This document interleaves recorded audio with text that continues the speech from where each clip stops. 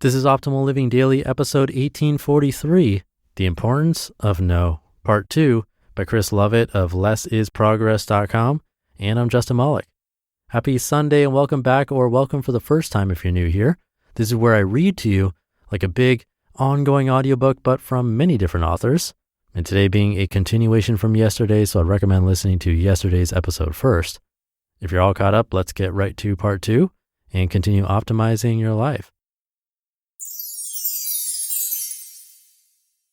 The Importance of No, Part 2, by Chris Lovett of lessisprogress.com. So, how do we get better at saying no? A no for me is providing a healthy challenge. It's an opportunity for negotiation. It's a moment in time to make a decision, to choose a course of action. It's also an opportunity to hold the mirror up. Quote, hold up your shield of no because you can't kill everything with your sword of yes. Kenny Nguyen. Turn FOMO into Jomo. The fear of missing out is such a pull that we can agree to all sorts of things. Cover for this person, go to this thing, help out with this, and lead on that. Internal alarm bells ring out and we present excuses not to say no. I have to attend that meeting because someone else will be there. What would so-and-so think? If I don't put my name forward, people will think I don't care. I feel guilty for not helping, and the list goes on. There's a lot of social pressure connected with FOMO, as well as the perceived sense of duty and obligation to do things like answer emails at ridiculous times. Our desire to get ahead, mixed with social media addiction, has ended up growing the emotionally intelligent antidote, the joy of missing out. A pretty new concept originally related to oppose the scrolling on our phones and need to fit in, comparing what we have with others on a regular basis. Being okay with not knowing everything, being everywhere, or seeing everyone grants you the ability to be more present and understanding of your own capacity. Jomo helps to phase out the shoulds and become more intentional with our time. It allows us to focus where we are needed on the most important things, and as a byproduct, the less time spent being anxious or competitive gives us back our energy. Can I go away and think about it? It's not a no, it's not a yes.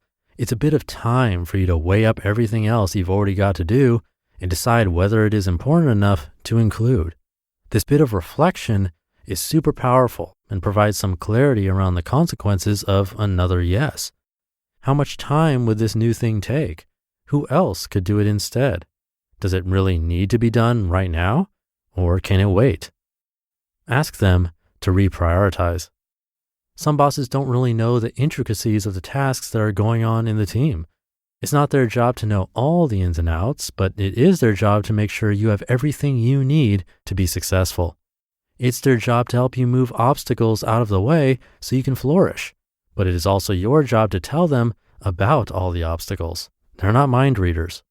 If you get another request from your boss to do something and you are already at capacity, tell them and then ask them what their priority is now. Because if you take on this new thing, one of the older things you're working on is clearly not as important anymore. Empower others to become self-sufficient. Have people become reliant on you without even knowing it? Are they calling you before trying to figure things out for themselves? Are you rescuing others because you feel you need to? We love to help, and we love to be part of a community. We're social creatures that want to nurture and put others first. Giving advice and getting hooked on always being the one to rescue can be an occupational hazard. Helping behaviors can trigger dopamine, serotonin, and OxyContin, a neurochemical cocktail that makes us feel good. While seeing people flourish and feeling satisfied that we have provided advice is our goal, it's only momentarily gratifying. The effects of you always helping and yesing everywhere can cause severe long-term damage to others, and we may not even see it. One person's inability to say no can bring the whole team or organization crashing down. Sometimes we just can't help but want to fix everything for people. The problem now is that there are too many things going on. You're now working part-time in the circus with all the juggling and plate spinning you've signed up for. Tasks become a burden, and so do other people. You're overpromising and under-delivering, and relationships you work so hard to build are falling away. If the relationship is strong, The party receiving the no will understand, be empathetic to your mounting commitments, and help you by giving you the space you need. We believe others will judge us more harshly than they actually do. The majority of people are so caught up in their own world with their own mounting list of things that they would have probably forgotten about your answer and moved on to something else.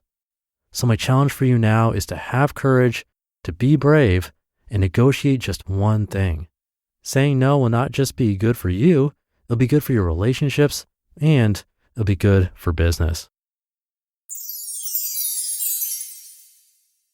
You just listened to part 2 of the post titled, The Importance of No by Chris Lovett of lessisprogress.com. Great stuff in this post from Chris. If you're a longtime listener of this show, a very long-time listener, like 5 years, then you might know that one of the first 50 articles I narrated was one that was all about this, a popular article from Derek Sivers way back in episode 44, and quite the opposite in that instead of it being longer and taking up 2 episodes, it was a bit too short to be on its own, so I narrated 2 posts from him in that episode.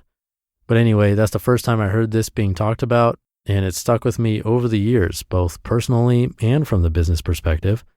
So see what you can say no to as we enter the new year, just hopefully not saying no to listening to this podcast.